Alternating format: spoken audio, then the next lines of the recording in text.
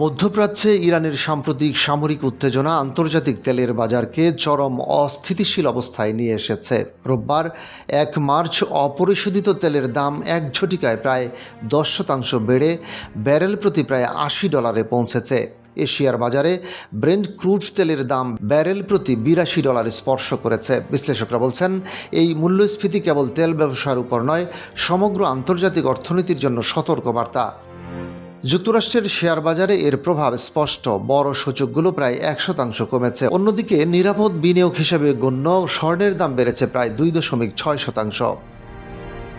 বিশ্বের অপরিশোধিত তেলের প্রায় ২০% বাণিজ্যই হয় হরমুজ প্রণালী হয়ে।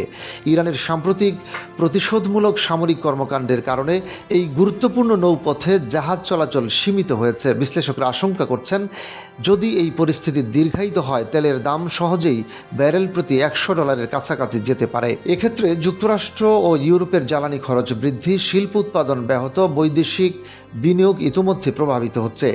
এছাড়া উপসাগরীয় দেশসমূহের স্থানীয় বাজারেও জ্বালানি তেলের দাম বেড়ে জীবনযাত্রার খরচ বৃদ্ধি পেয়েছে। শুধু তাই নয়, চীনা ও ভারতীয় অর্থনীতিতে পেট্রোলিয়াম ও ডেলিভারি খরচ ইতোমধ্যে বৃদ্ধি পেয়েছে। বিশ্বের বড় তেল বিশ্লেষকরা বলছেন, বর্তমান সংকট দীর্ঘায়িত হলে তেলের বাজারে শুধু দাম বৃদ্ধি নয়, বরং সরবরাহ চেইনে বিঘ্ন, আন্তর্জাতিক মুদ্রাবাজারে অস্থিরতা এবং বৈশ্বিক মূল্যস্ফীতি বৃদ্ধি পাবে। অনেক শিল্প ও পরিবহন খাত সরাসরি প্রভাবিত হবে।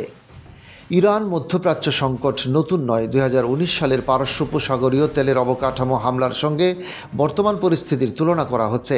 বিশ্লেষকরা বলছেন, ইরান মধ্যপ্রাচ্য উত্তেজনা বিশ্বের জ্বালানি নিরাপত্তার জন্য দীর্ঘমেয়াদী হুমকি। বর্তমান পরিস্থিতি আন্তর্জাতিক বাজারে মাত্রাতিরিক্ত অস্থিরতার সূচনা করেছে, বলেন জ্বালানি বাজার বিশ্লেষক ডক্টর রাহুল শর্মা। যদি হরমুজ প্রণালীতে জাহাজ চলাচল সীমিত থাকে, তেলের দাম $১০০ উপরে যাওয়া অনিবার্য, যোগ করেন তিনি।